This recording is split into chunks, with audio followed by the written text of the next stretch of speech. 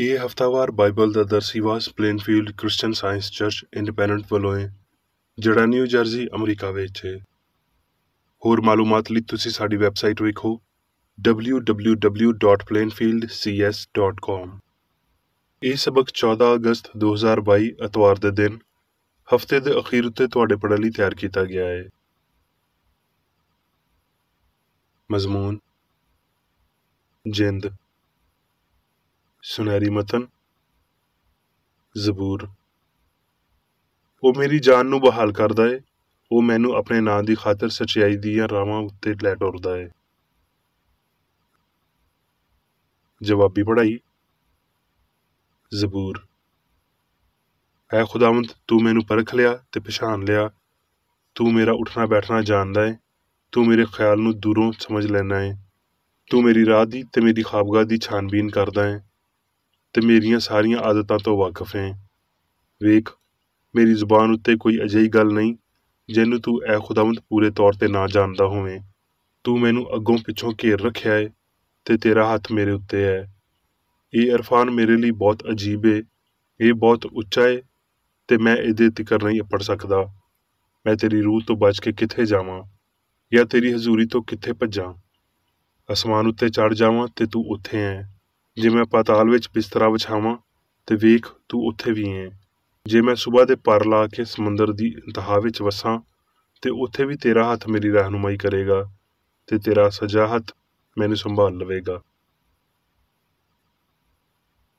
ਦਰਸੀਵਾਜ਼ Bible ਵਿੱਚੋਂ। ਜ਼ਬੂਰ। ਹੈ ਮੇਰੀ ਜਾਨ, ਖੁਦਾਵੰਦ ਨੂੰ ਧੰਨ ਆਖ ਤੇ ਜੋ ਕੁਝ ਮੇਰੇ ਅੰਦਰ ਹੈ ਉਹਦੇ ਪਾਕ ਨਾਂ ਨੂੰ ਧੰਨ ਆਖੇ। ਹੈ ਮੇਰੀ ਜਾਨ, ਖੁਦਾਵੰਦ ਨੂੰ ਧੰਨ ਆਖ ਤੇ ਉਹਦੀ ਕਿਸੇ ਨਿਮਤ ਨੂੰ ਭੁੱਲੀ ਨਾ। ਉਹ ਤੇਰੀ ਸਾਰੀ ਬਦਕਾਰੀ ਬਖਸ਼ਦਾ ਹੈ, ਉਹ ਤੈਨੂੰ ਸਾਰੀਆਂ ਬਿਮਾਰੀਆਂ ਤੋਂ ਸ਼ਿਫਾ ਦਿੰਦਾ ਹੈ। ਉਹ ਤੇਰੀ ਜਾਨ ਨੂੰ ਹਲਾਕਤ ਤੋਂ ਬਚਾਉਂਦਾ ਹੈ। ਉਹ ਤੇਰੇ ਸਿਰ ਉੱਤੇ ਸ਼ਫਕਤ ਤੇ ਰਹਿਮਤ ਦਾ ਤਾਜ ਧਰਦਾ ਹੈ। ਉਹ ਤੈਨੂੰ ਸਾਰੀ ਉਮਰ ਚੰਗੀਆਂ ਚੰਗੀਆਂ ਛਾਵਾਂ ਨਾਲ ਰਜਾਉਂਦਾ ਹੈ। ਤੂੰ ਉਕਾਬ ਵਾਂਗਰ ਨਵੇਂ ਸਿਰੇ ਤੋਂ ਜਵਾਨ ਹੁੰਨਾ ਹੈ। ਖੁਦਾਵੰਦ ਸਾਰੇ ਮਜ਼ਲੂਮਾਂ ਲਈ ਸੱਚਾਈ ਤੇ ਅਦਲ ਦੇ ਕੰਮ ਕਰਦਾ ਹੈ। ਜਿਵੇਂ ਪਿਓ ਆਪਣੇ ਪੁੱਤਰਾਂ ਉੱਤੇ ਤਰਸ ਖਾਂਦਾ ਹੈ, ਉਂਜੀ ਖੁਦਾਵੰਦ ਉਹਨਾਂ ਉੱਤੇ ਜਿਹੜੇ ਉਹਦੇ ਤੋਂ ਡਰਦੇ ਨੇ ਤਰਸ ਖਾਂਦਾ ਹੈ, ਕਿਉਂ ਜੇ ਉਹ ਸਾਡੀ ਸਰਿਸ਼ਤ ਤੋਂ ਵਾਕਫ ਹੈ। ਇਨਸਾਨ ਦੀ ਉਮਰ ਤੇ ਘਾਹ ਵਾਂਗਰ ਹੈ, ਉਹ ਜੰਗਲੀ ਫੁੱਲ ਵਾਂਗਰ ਖਿੜਦਾ ਹੈ। ਭਈ ਹਵਾ ਉਹਦੇ ਉੱਤੇ ਚੱਲੀ ਤੇ ਉਹ ਨਹੀਂ ਹੈ ਤੇ ਉਹਦੀ ਥਾਂ ਉਹਨੂੰ ਫੇਰ ਨਾ ਵੇਖੇਗੀ। ਪਰ ਖੁਦਾਵੰਦ ਦੀ ਸ਼ਫਕਤ ਉਹਦੇ ਤੋਂ ਡਰਨ ਵਾਲਿਆਂ ਉੱਤੇ ਹਮੇਸ਼ਾ ਤੋਂ ਹਮੇਸ਼ਾ ਤੀਕਰ ਤੇ ਉਹਦੀ ਸੱਚਾਈ ਪੀੜ੍ਹੀ ਤੋਂ ਪੀੜ੍ਹੀ ਤੀਕਰ ਹੈ, ਯਾਨੀ ਉਹਨਾਂ ਉੱਤੇ ਜਿਹੜੇ ਉਹਦੇ ਅਹਿਦ ਉੱਤੇ ਕਾਇਮ ਰਹਿੰਦੇ ਨੇ ਤੇ ਉਹਦੇ ਕਾਨੂੰਨਾਂ ਉੱਤੇ ਅਮਲ ਕਰਨਾ ਯਾਦ ਰੱਖਦੇ ਨੇ। ਖੁਦਾਵੰਦ ਨੇ ਆਪਣਾ ਤਖਤ ਅਸਮਾਨ ਉੱਤੇ ਕਾਇਮ ਕੀਤਾ ਹੈ ਤੇ ਉਹਦੀ ਬਾਦਸ਼ਾਹਤ ਸਾਰਿਆਂ ਉੱਤੇ ਮੁਸੱਲਤ ਹੈ। ਐ ਖੁਦਾਵੰਦ ਦੇ ਫਰਿਸ਼ਤਿਓ, ਉਹਨੂੰ ਧੰਨ ਆਖੋ, ਤੁਸੀਂ ਜਿਹੜੇ ਜ਼ੋਰ ਵਿੱਚ ਵੱਧ ਕੇ ਹੋ ਤੇ ਉਹਦੇ ਕਲਾਮ ਦੀ ਆਵਾਜ਼ ਸੁਣ ਕੇ ਉਹਦੇ ਉੱਤੇ ਅਮਲ ਕਰਦੇ ਹੋ। ਐ ਖੁਦਾਵੰਦ ਦੇ ਲਸ਼ਕਰੋ, ਸਾਰੇ ਉਹਨੂੰ ਧੰਨ ਆਖੋ, ਤੁਸੀਂ ਜਿਹੜੇ ਉਹਦੇ ਖਾਦਮ ਹੋ ਤੇ ਉਹਦੀ ਮਰਜ਼ੀ ਪੂਰੀ ਕਰਦੇ ਹੋ। ਤੁਸੀਂ ਜਿਹੜੇ ਉਹਦੇ ਤਸੱਲਤ ਦੀਆਂ ਸਾਰੀਆਂ ਥਾਵਾਂ ਵਿੱਚ ਹੋ। ਐ ਮੇਰੀ ਜਾਨ, ਤੂੰ ਖੁਦਾਵੰਦ ਨੂੰ ਧੰਨ ਆਖ। ਲੂਕਾ। ਫਿਰ ਯਿਸੂ ਰੂਹ ਦੀ ਕੂਵਤ ਨਾਲ ਭਰਿਆ ਹੋਇਆ ਗਲੀਲ ਨੂੰ ਮੁੜਿਆ ਤੇ ਸਾਰੇ ਪਾਸੇ ਉਹਦੀ ਸ਼ੋਹਰਤ ਫੈਲ ਗਈ ਤੇ ਉਹ ਉਹਨਾਂ ਦੇ ਇਬਾਦਤਖਾਨੇ ਵਿੱਚ ਤਾਲੀਮ ਦਿੰਦਾ ਰਿਹਾ ਤੇ ਸਾਰੇ ਉਹਦੀ ਵਡਿਆਈ ਕਰਦੇ ਰਹੇ। ਤੇ ਉਹ ਨਾਸਰਤ ਵਿੱਚ ਆਇਆ ਜਿੱਥੇ ਉਹਨੇ ਪਰਵਰਿਸ਼ ਪਾਈ ਸੀ ਤੇ ਆਪਣੇ ਦਸਤੂਰ ਦੇ ਮੁਤਾਬਕ ਸਬਤ ਦੇ ਦਿਨ ਇਬਾਦਤਖਾਨੇ ਵਿੱਚ ਗਿਆ ਤੇ ਪੜ੍ਹਨ ਲਈ ਖਲੋਤਾ। ਤੇ ਯਸਾਇਆ ਨਬੀ ਦੀ ਕਿਤਾਬ ਉਹਨੂੰ ਦਿੱਤੀ ਗਈ ਤੇ ਕਿਤਾਬ ਖੋਲ੍ਹ ਕੇ ਉਹਨੇ ਉਹ ਮੁਕਾਮ ਕੱਢਿਆ ਜਿੱਥੇ ਲਿਖਿਆ ਸੀ, ਭਈ ਖੁਦਾਵੰਦ ਦਾ ਰੂਹ ਮੇਰੇ ਉੱਤੇ ਹੈ, ਇਸ ਲਈ ਭਈ ਉਹਨੇ ਮੈਨੂੰ ਗਰੀਬਾਂ ਨੂੰ ਖੁਸ਼ਖਬਰੀ ਦੇਣ ਲਈ ਮਸਾ ਕੀਤਾ। ਉਹਨੇ ਮੈਨੂੰ ਘੱਲਿਆ ਏ ਭਈ ਕੈਦੀਆਂ ਨੂੰ ਰਿਹਾਈ ਤੇ ਅੰਨ੍ਹਿਆਂ ਨੂੰ ਬੇਨਾਈ ਪਾਉਣ ਦੀ ਖਬਰ ਸੁਣਾਵਾਂ, ਕੁਚਲੇ ਹੋਇਆਂ ਨੂੰ ਆਜ਼ਾਦ ਕਰਾਂ ਤੇ ਖੁਦਾਵੰਦ ਦੇ ਸਾਲੇ ਮਕਬੂਲ ਦੀ ਮੁਨਾਦੀ ਕਰਾਂ। ਫਿਰ ਉਹ ਕਿਤਾਬ ਬੰਦ ਕਰਕੇ ਤੇ ਖਾਦਮ ਨੂੰ ਵਾਪਸ ਦੇ ਕੇ ਬੈਠ ਗਿਆ ਤੇ ਜਿੰਨੇ ਇਬਾਦਤਖਾਨੇ ਵਿੱਚ ਸੀ ਸਾਰਿਆਂ ਦੀਆਂ ਅੱਖੀਆਂ ਉਹਦੇ ਉੱਤੇ ਲੱਗੀਆਂ ਹੋਈਆਂ ਸੀ। ਉਹ ਉਹਨਾਂ ਨੂੰ ਆਖਣ ਲੱਗਿਆ ਭਈ ਅੱਜ ਇਹ ਨਵਿਸ਼ਤਾ ਤੁਹਾਡੇ ਸਾਹਮਣੇ ਪੂਰਾ ਹੋਇਆ। ਲੂਕਾ। ਫਿਰ ਉਹ ਸਬਤ ਦੇ ਦਿਨ ਕਿਸੇ ਇਬਾਦਤਖਾਨੇ ਵਿੱਚ ਤਾਲੀਮ ਦਿੰਦਾ ਸੀ ਤੇ ਵੇਖੋ, ਇੱਕ ਬੁੱਢੀ ਸੀ ਜਿਹਨੂੰ 18 ਵਰ੍ਹਿਆਂ ਤੋਂ ਕਿਸੇ ਬਦਰੂ ਦੇ ਪਾਰੋਂ ਕਮਜ਼ੋਰੀ ਸੀ। ਉਹ ਕੁੱਬੀ ਹੋ ਗਈ ਸੀ ਤੇ ਕਿਸੇ ਤਰ੍ਹਾਂ ਸਿੱਧੀ ਨਹੀਂ ਹੋ ਸਕਦੀ ਸੀ। ਯਿਸੂ ਨੇ ਉਹਨੂੰ ਵੇਖ ਕੇ ਬੁਲਾਇਆ ਤੇ ਉਹਨੂੰ ਆਖਿਆ, ਐ ਔਰਤ, ਤੂੰ ਆਪਣੀ ਕਮਜ਼ੋਰੀ ਤੋਂ ਛੁੱਟ ਗਈ। ਤੇ ਉਹਨੇ ਉਹਦੇ ਉੱਤੇ ਹੱਥ ਧਰੇ। ਉਸੇ ਵੇਲੇ ਉਹ ਸਿੱਧੀ ਹੋ ਗਈ ਤੇ ਰੱਬ ਦੀ ਵਡਿਆਈ ਕਰਨ ਲੱਗੀ। ਇਬਾਦਤਖਾਨੇ ਦਾ ਸਰਦਾਰ ਇਸ ਲਈ ਵੀ ਯਿਸੂ ਨੇ ਸਬਤ ਦੇ ਦਿਨ ਸ਼ਿਫਾ ਦਿੱਤੀ, ਗੁੱਸੇ ਹੋ ਕੇ ਲੋਕਾਂ ਨੂੰ ਆਖਣ ਲੱਗਿਆ, 6 ਦਿਨ ਨੇ ਜਿਨ੍ਹਾਂ ਵਿੱਚ ਕੰਮ ਕਰਨਾ ਚਾਹੀਦਾ ਹੈ, ਇਸ ਲਈ ਇਹਨਾਂ ਵਿੱਚ ਆ ਕੇ ਹੀ ਸ਼ਿਫਾ ਪਾਓ, ਨਾ ਕਿ ਸਬਤ ਦੇ ਦਿਨ।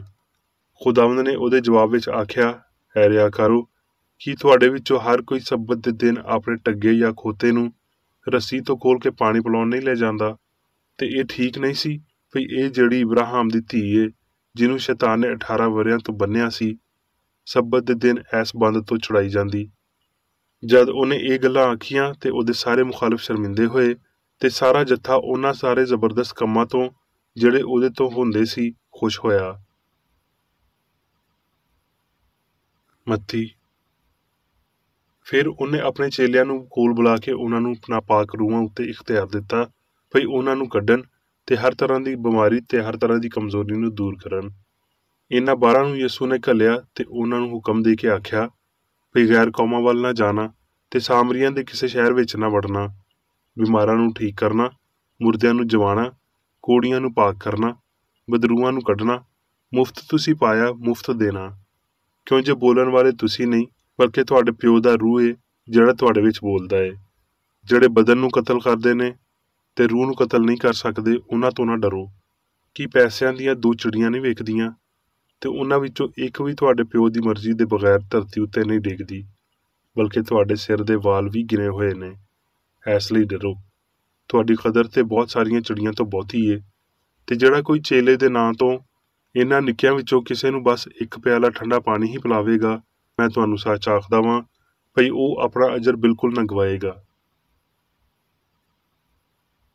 ਕਰੰਥੀਓ, ਵੇਖੋ ਮੈਂ ਤੁਹਾਨੂੰ ਇੱਕ ਭੇਤ ਦੀ ਗੱਲ ਆਖਦਾ ਵਾਂ, ਅਸੀਂ ਸਾਰੇ ਤੇ ਨਹੀਂ ਸੌਵਾਂਗੇ ਪਰ ਸਾਰੇ ਬਦਲ ਜਾਵਾਂਗੇ। ਤੇ ਇਹ ਇੱਕਦਮ ਵਿੱਚ, ਇੱਕ ਪਲ ਵਿੱਚ ਪਿਛਲਾ ਨਰਸਿੰਘਾ ਫੂਕਦਿਆਂ ਹੀ ਹੋਵੇਗਾ, ਕਿਉਂ ਜੇ ਨਰਸਿੰਘਾ ਫੂਕਿਆ ਜਾਵੇਗਾ ਤੇ ਮੁਰਦੇ ਗੈਰਫਾਨੀ ਹਾਲਤ ਵਿੱਚ ਉੱਠਣਗੇ ਤੇ ਅਸੀਂ ਬਦਲ ਜਾਵਾਂਗੇ। ਕਿਉਂ ਜੇ ਜ਼ਰੂਰ ਹੈ ਵੀ ਇਹ ਫਾਨੀ ਬਦਨ ਬਕਾ ਦਾ ਜਾਮਾ ਪਾਵੇ ਤੇ ਮਰਨ ਵਾਲਾ ਬਦਨ ਹਮੇਸ਼ਾ ਦੀ ਹਯਾਤੀ ਦਾ ਜਾਮਾ ਪਾਵੇ। ਤੇ ਜਦੋਂ ਇਹ ਫਾਨੀ ਬਦਨ ਬਕਾ ਦਾ ਜਾਮਾ ਪਾ ਲਵੇਗਾ ਤੇ ਇਹ ਮਰਨ ਵਾਲਾ ਬਦਨ ਹਮੇਸ਼ਾ ਦੀ ਹਯਾਤੀ ਦਾ ਜਾਮਾ ਪਾ ਲਵੇਗਾ, ਤੇ ਉਹ ਅਖਾਨ ਪੂਰਾ ਹੋਵੇਗਾ ਜਿਹੜਾ ਲਿਖਿਆ ਹੈ ਭਈ ਮੌਤ ਜਿੱਤ ਦੀ ਬੁਰਕੀ ਬਣ ਗਈ। ਹੁਣ ਮੈਂ ਮੇਰੀ ਬੇਕਰੇਡੀ ਦੀ ਲਿਖੀ ਹੋਈ ਕ੍ਰਿਸਚਨ ਸਾਇੰਸ ਦੀ ਦਰਸੀ ਕਿਤਾਬ ਸਾਇੰਸ ਤੇ ਸਿਹਤ ਆਇਤਾਂ ਦੀ ਕੁੰਜੀ ਦੇ ਨਾਲ ਵਿੱਚੋਂ ਲਈਆਂ ਹੋਈਆਂ ਲਿਖਾਈਆਂ ਪੜਾਂਗਾ। ਸਾਇੰਸ ਤੇ ਸਿਹਤ।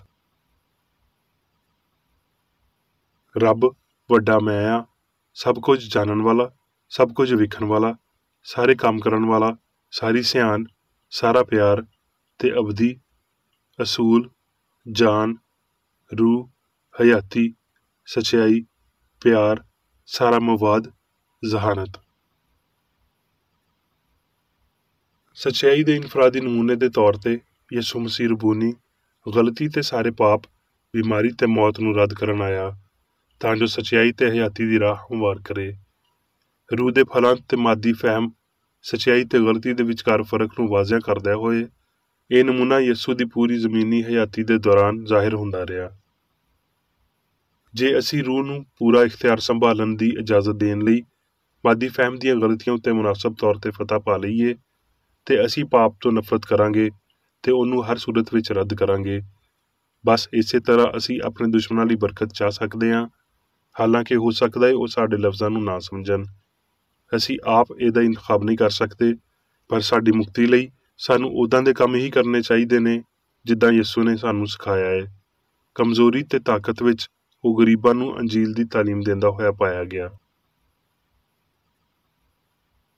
ਇਹ ਅਕੀਦਾ ਭਈ ਰੱਬ ਮਾਦੇ ਵਿੱਚ ਰਹਿੰਦਾ ਹੈ ਸ਼ਿਰਕ ਹੈ। ਉਹ ਗਲਤੀ ਜਿਹੜੀ ਆਖਦੀ ਹੈ ਭਈ ਰੂਹ ਬਦਨ ਵਿੱਚ ਹੈ, ਸਿਆਣ ਮਾਦੇ ਵਿੱਚ ਹੈ ਤੇ ਚੰਗਿਆਈ ਬਦਨ ਵਿੱਚ ਹੈ, ਉਹਨੂੰ ਆਪਣੇ ਇਹ ਲਫ਼ਜ਼ ਵਾਪਸ ਲੈਣੇ ਚਾਹੀਦੇ ਨੇ ਤੇ ਅਜਿਹੀਆਂ ਗੱਲਾਂ ਤੋਂ ਪਰਹੇਜ਼ ਕਰਨਾ ਚਾਹੀਦਾ ਹੈ। ਨਹੀਂ ਤੇ ਰੱਬ ਇਨਸਾਨ ਤੋਂ ਲੁਕਿਆ ਰਹਿਣਾ ਹੀ ਜਾਰੀ ਰੱਖੇਗਾ ਤੇ ਇਨਸਾਨ ਇਹ ਜਾਣਨ ਤੋਂ ਬਗੈਰ ਹੀ ਭਈ ਉਹ ਪਾਪ ਕਰ ਰਹੇ ਨੇ, ਪਾਪ ਕਰਦੇ ਰਹਿਣਗੇ। ਰੂਹ ਦੀ ਬਜਾਏ ਮਾਦੇ ਵਿੱਚ ਧਿਆਨ ਕਰਨਗੇ, ਲੰਗੜੇਪਨ ਨਾਲ ਡਗਮਗਾਉਣਗੇ, ਨਸ਼ੇ ਵਿੱਚ ਡਿੱਗ ਪੈਣਗੇ, ਬਿਮਾਰੀ ਨਾਲ ਫਨਾਹ ਹੋਣਗੇ ਤੇ ਇਹ ਸਭ ਕੁਝ ਉਹਨਾਂ ਦੇ ਅੰਨੇਪਨ ਰੱਬ ਤੇ ਇਨਸਾਨ ਦੇ ਬਾਰੇ ਉਹਨਾਂ ਦੀ ਝੂਠੀ ਸਮਝ ਦੇ ਪਾਰੋਂ ਹੋਵੇਗਾ। ਇਲਾਹੀ ਸਿਆਣ ਸਾਰੀਆਂ ਸ਼ਨਾਖਤਾਂ ਨੂੰ ਮੁਨਫਰਿਦ ਤੇ ਅਬਦੀ ਦੇ ਤੌਰ ਤੇ ਘਾਹ ਵੱਢਣ ਵਾਲੀ ਤਲਵਾਰ ਤੋਂ ਸਿਤਾਰੇ ਤੀਕਰ ਮਹਿਫੂਜ਼ ਰੱਖਦਾ ਏ।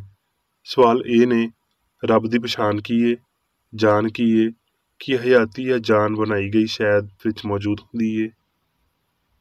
ਕੁਝ ਵੀ ਅਸਲੀ ਤੇ ਅਬਦੀ ਨਹੀਂ ਏ, ਕੁਝ ਵੀ ਰੂਹ ਨਹੀਂ ਏ ਸਿਵਾਏ ਰੱਬ ਤੇ ਉਹਦੇ ਖਿਆਲ ਦੇ। ਬਦੀ ਵਿੱਚ ਕੋਈ ਅਸਲੀਅਤ ਨਹੀਂ ਏ। ਇਹ ਨਾ ਤੇ ਕੋਈ ਬੰਦਾ, ਥਾਂ ਤੇ ਨਾ ਹੀ ਕੋਈ ਸ਼ੈ ਏ, ਬਲਕਿ ਸਿਰਫ ਇੱਕ ਅਕੀਦਾ, ਮਾਦੀ ਹਿੱਸੇ ਦਾ ਇੱਕ ਵਹਿਮ ਏ। ਸਾਰੀ ਅਸਲੀਅਤ ਦੀ ਪਛਾਣ ਜਾਂ ਖਿਆਲ ਹਮੇਸ਼ਾ ਜਾਰੀ ਰਹਿੰਦੀ ਏ, ਪਰ ਰੂਹ ਜਾਂ ਸਾਰਿਆਂ ਦਾ ਇਲਾਹੀ ਅਸੂਲ ਰੂਹ ਦੀਆਂ ਬਨਾਵਟਾਂ ਨਹੀਂ। ਜਾਨ ਰੂਹ, ਰੱਬ, ਖਾਲਕ, ਹੁਕਮਰਾਨ ਮਹਿਦੂਦ ਸ਼ਕਲ ਤੋਂ ਬਾਹਰ ਲਾਮਹਿਦੂਦ ਅਸੂਲ ਦੇ ਉਲਟ ਏ, ਜਿਹੜਾ ਸਿਰਫ ਅਕਸ ਦੀ ਤਸ਼ਕੀਲ ਕਰਦਾ ਏ। ਸਵਾਲ, ਜਿੰਦ ਦੀ ਸਾਇੰਸ ਦੀਆਂ ਕੀ ਸ਼ਰਤਾਂ ਨੇ? ਜਵਾਬ ਹੈ, ਸਾਇੰਸ ਦਾ ਪਹਿਲਾ ਮੁਤਾਲਬਾ ਇਹ ਹੈ ਭਈ ਤੂੰ ਮੇਰੇ ਹਜ਼ੂਰ ਗੈਰ ਮਬੂਦਾ ਨੂੰ ਨਾ ਮੰਨੀ। ਲਿਹਾਜ਼ਾ ਇਸ ਹੁਕਮ ਦਾ ਮਤਲਬ ਇਹ ਹੈ, ਤੂੰ ਮੇਰੇ ਸਾਹਮਣੇ ਨਾ ਕੋਈ ਜ਼ਹਾਨਤ, ਨਾ ਹਯਾਤੀ, ਨਾ ਮਵਾਦ, ਨਾ ਸੱਚਾਈ, ਨਾ ਮੁਹੱਬਤ ਰੱਖੀ ਸਿਵਾਏ ਉਹਦੇ ਜਿਹੜਾ ਰੂਹਾਨੀ ਏ।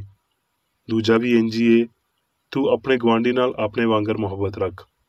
ਇਸ ਗੱਲ ਦੀ ਪੂਰੀ ਤਰ੍ਹਾਂ ਸਮਝ ਆ ਜਾਣੀ ਚਾਹੀਦੀ ਏ ਭਈ ਸਾਰੇ ਇਨਸਾਨਾਂ ਦੀ ਸਿਆਣ ਇੱਕ ਏ, ਇੱਕ ਰੱਬ ਤੇ ਪਿਓ, ਇੱਕ ਹਯਾਤੀ, ਸੱਚਾਈ ਤੇ ਪਿਆਰ ਏ।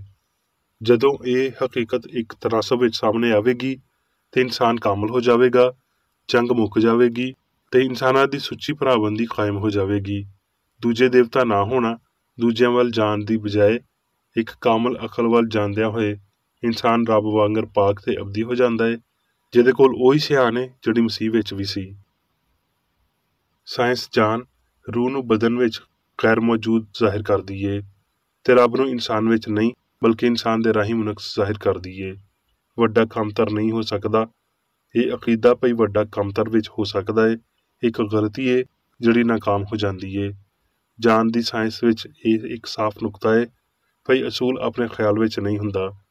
ਰੂਹ ਜਾਨ ਇਨਸਾਨ ਵਿੱਚ ਮਹਿਦੂਦ ਨਹੀਂ ਏ ਤੇ ਮਾਦੇ ਵਿੱਚ ਕਦੀ ਨਹੀਂ ਹੁੰਦੀ। ਸੱਚਾਈ ਦੀਆਂ ਮੰਗਾਂ ਰੂਹਾਨੀ ਨੇ ਤੇ ਉਹ ਬਦਨ ਤੀਕਰ ਸਿਆਣ ਦੇ ਰਾਹੀਂ ਅਪੜਦੀਆਂ ਨੇ। ਇਨਸਾਨ ਦੀਆਂ ਲੋੜਾਂ ਦੇ ਸਭ ਤੋਂ ਵਧੀਆ ਤਰਜਮਾਨ ਨੇ ਆਖਿਆ, ਆਪਣੀ ਜਿੰਦ ਦੀ ਫਿਕਰ ਨਾ ਕਰਿਓ ਵੀ ਅਸੀਂ ਕੀ ਖਾਵਾਂਗੇ ਤੇ ਕੀ ਪੀਵਾਂਗੇ। ਇਲਾਹੀ ਸਾਇੰਸ ਵਿੱਚ ਇਨਸਾਨ ਰੱਬ ਦੀ ਅਸਲੀ ਸ਼ਬੀਹ ਏ। ਇਲਾਹੀ ਫਿਤਰਤ ਨੂੰ ਮਸੀਹ ਯਸੂ ਵਿੱਚ ਬਹੁਤ ਚੰਗੇ ਤਰੀਕੇ ਨਾਲ ਬਿਆਨ ਕੀਤਾ ਗਿਆ ਏ, ਜਿਨੇ ਇਨਸਾਨਾਂ ਉੱਤੇ ਰੱਬ ਦੀ ਬਹੁਤ ਮੁਨਾਸਬ ਅਕਾਸੀ ਜ਼ਾਹਿਰ ਕੀਤੀ ਤੇ ਮਾੜੀ ਸੋਚ ਦੇ ਨਮੂਨੇ ਤੋਂ ਵੱਡੀ ਮਿਆਰੇ ਜ਼ਿੰਦਗੀ ਫਰਾਹਮ ਕੀਤੀ, ਯਾਨੀ ਅਜਿਹੀ ਸੋਚ ਜਿਹੜੀ ਇਨਸਾਨ ਦੇ ਡਿੱਗਣ, ਬਿਮਾਰੀ, ਪਾਪ ਕਰਨ ਤੇ ਮਰਨ ਨੂੰ ਜ਼ਾਹਿਰ ਕਰਦੀ ਏ। ਸਾਇੰਸੀ ਹਸਤੀ ਤੇ ਇਲਾਹੀ ਸ਼ਫਾ ਦੀ ਮਸੀਹ ਵਰਗੀ ਸਮਝ ਵਿੱਚ ਕਾਮਲ ਅਸੂਲ ਤੇ ਖਿਆਲ, ਕਾਮਲ ਰੱਬ ਤੇ ਕਾਮਲ ਇਨਸਾਨ, ਸੋਚ ਤੇ ਇਜ਼ਹਾਰ ਦੀ ਨਿਉ ਦੇ ਤੌਰ ਤੇ ਸ਼ਾਮਲ ਹੁੰਦੇ ਨੇ। ਇਹ ਜਾਣਦੇ ਹੋਏ ਭਈ ਜਾਨ ਤੇ ਉਹਦੀਆਂ ਖਸਲਤਾਂ ਹਮੇਸ਼ਾ ਲਈ ਇਨਸਾਨ ਦੇ ਰਾਹੀਂ ਜ਼ਾਹਿਰ ਕੀਤੀਆਂ ਜਾਂਦੀਆਂ ਰਹੀਆਂ ਨੇ। ਮਾਲਕ ਨੇ ਬਿਮਾਰ ਨੂੰ ਸ਼ਫਾ ਦਿੱਤੀ, ਅੰਨੇ ਨੂੰ ਅੱਖੀਆਂ ਦਿੱਤੀਆਂ, ਬੋਲੇ ਨੂੰ ਕੰਨ ਦਿੱਤੇ, ਲੰਗੜੇ ਨੂੰ ਪੈਰ ਦਿੱਤੇ। ਇੰਜ ਉਹ ਇਨਸਾਨੀ ਖਿਆਲਾਂ ਤੇ ਬਦਨਾਂ ਉੱਤੇ ਇਲਾਹੀ ਸਿਆਣ ਦੇ ਸਾਇੰਸੀ ਅਮਲ ਨੂੰ ਲੋਭ ਵਿੱਚ ਲਿਆਇਆ ਤੇ ਉਹਨਾਂ ਨੂੰ ਜਾਨ ਤੇ ਮੁਕਤੀ ਦੀ ਚੰਗੀ ਸਮਝ ਦਿੱਤੀ। ਯਿਸੂ ਨੇ ਇੱਕ ਹੀ ਤੇ ਇਕੱਠੇ ਮਵਾਦੁਲ ਤਬਈ ਮਰਹਲੇ ਨਾਲ ਪਾਪ ਤੇ ਬਿਮਾਰੀ ਨੂੰ ਠੀਕ ਕੀਤਾ। ਜਿਵੇਂ ਭਈ ਰੱਬ ਅਸਲ ਏ ਤੇ ਇਨਸਾਨ ਇਲਾਹੀ ਸ਼ਕਲ ਸੂਰਤ ਏ ਤੇ ਇਨਸਾਨ ਨੂੰ ਸਿਰਫ ਚੰਗਿਆਈ ਦੇ ਅਸਲ, ਰੂਹ ਦੇ ਅਸਲ, ਨਾ ਭਈ ਮਾਦੇ ਦੀ ਖਾਹਿਸ਼ ਰੱਖਣੀ ਚਾਹੀਦੀ ਏ ਤੇ ਹਕੀਕਤ ਵਿੱਚ ਇੰਜ ਹੀ ਹੋਇਆ ਏ। ਇਹ ਅਕੀਦਾ ਰੂਹਾਨੀ ਨਹੀਂ ਏ ਭਈ ਇਨਸਾਨ ਦੇ ਕੋਲ ਦੂਜਾ ਮਵਾਦ ਜਾਂ ਸਿਆਣ ਏ ਤੇ ਇਹ ਪਹਿਲੇ ਹੁਕਮ ਨੂੰ ਤੋੜਦਾ ਏ ਭਈ ਤੂੰ ਇੱਕ ਰੱਬ, ਇੱਕ ਸਿਆਣ ਨੂੰ ਮੰਨੀ। ਮਾਦੀ ਇਨਸਾਨ ਆਪਣੇ ਆਪ ਨੂੰ ਮਾਦੀ ਵਖਾਲੀ ਦਿੰਦਾ ਏ, ਜਦ ਕਿ ਇਨਸਾਨ ਸ਼ਬੀਹ, ਖਿਆਲ ਏ। ਫਰੇਬ ਨਜ਼ਰੀ, ਪਾਪ, ਬਿਮਾਰੀ ਤੇ ਮੌਤ ਮਾਦੀ ਫਹਿਮ ਦੀ ਝੂਠੀ ਗਵਾਹੀ ਤੋਂ ਜਨਮ ਲੈਂਦੇ ਨੇ, ਜਿਹੜੀ ਲਾਮਹਿਦੂਦ ਰੂਹ ਦੇ ਮਰਕਜ਼ੀ ਫਾਸਲੇ ਤੋਂ ਬਾਹਰ ਇੱਕ ਫਰਜ਼ੀ ਨਜ਼ਰੀਏ ਤੋਂ ਸਿਆਣ ਤੇ ਅਸਲ ਦੀ ਮੁੜੀ ਹੋਈ ਤਸਵੀਰ ਪੇਸ਼ ਕਰਦੀ ਏ, ਜਿਹਦੇ ਵਿੱਚ ਹਰ ਸ਼ੈ ਉੱਤੋਂ ਲੈ ਕੇ ਹੇਠਾਂ ਤੀਕਰ ਪੁੱਠੀ ਹੋਈ ਹੁੰਦੀ ਏ। ਇਹ ਗਲਤੀ ਰੂਹ ਦੀ ਮਾਦੀ ਸੂਰਤਾਂ ਵਿੱਚ ਗੈਰ ਵਾਜ਼ਿਆ ਬਾਸ਼ਿੰਦੇ ਦੇ ਤੌਰ ਤੇ ਇਨਸਾਨ ਨੂੰ ਰੂਹਾਨੀ ਦੀ ਬਜਾਏ ਮਾਦੀ ਗੁਮਾਨ ਕਰਦੀ ਏ। ਠੀਕ ਸਮਝਿਆ ਜਾਵੇ ਤੇ ਇੱਕ ਹਸਾਸ ਮਾਦੀ ਸੂਰਤ ਅਪਣਾਉਣ ਦੀ ਬਜਾਏ ਇਨਸਾਨ ਇੱਕ ਸੋਨ ਬਦਨ ਲੈ ਕੇ ਫਿਰਦਾ ਏ ਤੇ ਰੱਬ ਜਿਹੜਾ ਇਨਸਾਨ ਤੇ ਸਾਰੀ ਮਖਲੂਕ ਦੀ ਜਿੰਦ ਏ, ਆਪਣੀ ਇਨਫਰਾਦੀਅਤ ਹਮਾਂਗੀ ਤੇ ਲਾਫਾਨੀਅਤ ਵਿੱਚ ਹਮੇਸ਼ਾ ਤਿਕਰ ਹੁੰਦਿਆਂ ਹੋਏ ਮੁਨਫਰਿਦ ਰਹਿੰਦਾ ਹੈ ਤੇ ਇਨਸਾਨ ਵਿੱਚ ਇਹਨਾਂ ਖੂਬੀਆਂ ਨੂੰ ਸਿਆਣ ਦੇ ਰਾਹੀਂ ਨਾ ਕਿ ਮਾਦੇ ਦੇ ਰਾਹੀਂ ਜਾਰੀ ਰੱਖਦਾ ਹੈ। ਜਿੰਦ, ਮਾਦਾ, ਹਯਾਤੀ ਇਨਸਾਨ ਦੀ ਜ਼ਹਾਨਤ ਹੈ ਜਿਹਦੀ ਇਨਫਰਾਦੀਅਤ ਹੁੰਦੀ ਹੈ ਪਰ ਮਾਦੇ ਵਿੱਚ ਨਹੀਂ। ਜਿੰਦ ਰੂਹ ਤੋਂ ਘੱਟ ਕਿਸੇ ਸ਼ੈ ਦਾ ਪਰਛਾਵਾਂ ਨਹੀਂ ਬਣ ਸਕਦੀ। ਇਨਸਾਨ ਰੂਹ ਦਾ ਇਜ਼ਹਾਰ ਹੈ। ਹੁਣ ਮੈਂ ਮੇਰੀ ਬੇਕਰ ਅੱਡੀ ਵੱਲੋਂ ਚਰਚ ਮੈਨੂਅਲ ਵਿੱਚ ਦਿੱਤੇ ਹੋਏ ਰੋਜ਼ਾਨਾ ਦੇ 3 ਫਰਜ਼ ਪੜਾਂਗਾ। ਰੋਜ਼ਾਨਾ ਦੀ ਦੁਆ। ਇਸ ਚਰਚ ਦੇ ਹਰ ਰੁਕਨ ਦਾ ਇਹ ਫਰਜ਼ ਹੈ ਭਈ ਉਹ ਹਰ ਰੋਜ਼ ਇਹ ਦੁਆ ਕਰੇ, ਤੇਰੀ ਬਾਦਸ਼ਾਹੀ ਆਵੇ, ਇਲਾਹੀ ਸੱਚਾਈ, ਹਯਾਤੀ ਤੇ ਪਿਆਰ ਦੀ ਸਲਤਨਤ ਮੇਰੇ ਅੰਦਰ ਕਾਇਮ ਹੋਵੇ ਤੇ ਸਾਰੇ ਪਾਪ ਮੈਥੋਂ ਨਿਕਲ ਜਾਣ ਤੇ ਤੇਰਾ ਕਲਾਮ ਸਾਰੇ ਇਨਸਾਨਾਂ ਦੇ ਪਿਆਰ ਨੂੰ ਵਧਾਵੇ ਤੇ ਉਹਨਾਂ ਉੱਤੇ ਹਕੂਮਤ ਕਰੇ। ਮਕਸਦਾਂ ਤੇ ਕੰਮਾਂ ਦਾ ਇੱਕ ਅਸੂਲ। ਨਾ ਕੋਈ ਮੁਖਾਲਫਤ ਤੇ ਨਾ ਕੋਈ ਜ਼ਾਤੀ ਤਾਲੁਕ ਮਾਦਰੀ ਚਰਚ ਦੇ ਕਿਸੇ ਰੁਕਨ ਦੇ ਮਕਸਦਾਂ ਜਾਂ ਕੰਮਾਂ ਉੱਤੇ ਅਸਰ ਕਰਨੇ ਚਾਹੀਦੇ।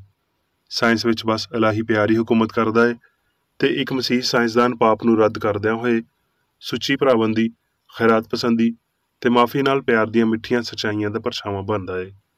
ਇਸ ਚਰਚ ਦੇ ਸਾਰੇ ਰੁਕਨਾਂ ਨੂੰ ਸਾਰੇ ਪਾਪਾਂ ਤੋਂ, ਗਲਤ ਤਰ੍ਹਾਂ ਦੀਆਂ ਪੇਸ਼ਨਗੋਈਆਂ, ਮੁਨਸਫੀਆਂ, ਮੁਜ਼ਮਤਾਂ, ਸਲਾਵਾਂ, ਗਲਤ ਅਸਰਾਂ ਨੂੰ ਲੈਣ ਤੇ ਗਲਤ ਅਸਰ ਦੇਣ ਤੋਂ ਆਜ਼ਾਦ ਰਹਿਣ ਲਈ ਹਰ ਰੋਜ਼ ਖਿਆਲ ਰੱਖਣਾ ਚਾਹੀਦਾ ਹੈ ਤੇ ਦੁਆ ਕਰਨੀ ਚਾਹੀਦੀ ਹੈ। ਫਰਜ਼ ਲਈ ਚੁਸਤੀ। ਇਸ ਚਰਚ ਦੇ ਹਰ ਰੁਕਨ ਦਾ ਇਹ ਫਰਜ਼ ਹੈ ਭਈ ਉਹ ਹਰ ਰੋਜ਼ ਜਾਰਹਾਨਾ ਜ਼ਿਹਨੀ ਸਲਾਵਾਂ ਦੇ ਖਿਲਾਫ ਆਪਣੇ ਆਪ ਨੂੰ ਤਿਆਰ ਰੱਖੇ ਤੇ ਰੱਬ, ਆਪਣੇ ਕਾਇਦ ਤੇ ਇਨਸਾਨਾਂ ਲਈ ਆਪਣੇ ਫਰਜ਼ਾਂ ਨੂੰ ਨਾ ਕਦੀ ਭੁੱਲੇ ਤੇ ਨਾ ਕਦੀ ਨਜ਼ਰਅੰਦਾਜ਼ ਕਰੇ। ਉਹਦੇ ਕੰਮਾਂ ਦੇ ਰਾਹੀਂ ਉਹਦਾ ਇਨਸਾਫ ਹੋਵੇਗਾ, ਉਹ ਬੇਕਸੂਰ ਜਾਂ ਕਸੂਰਵਾਰ ਹੋਵੇਗਾ।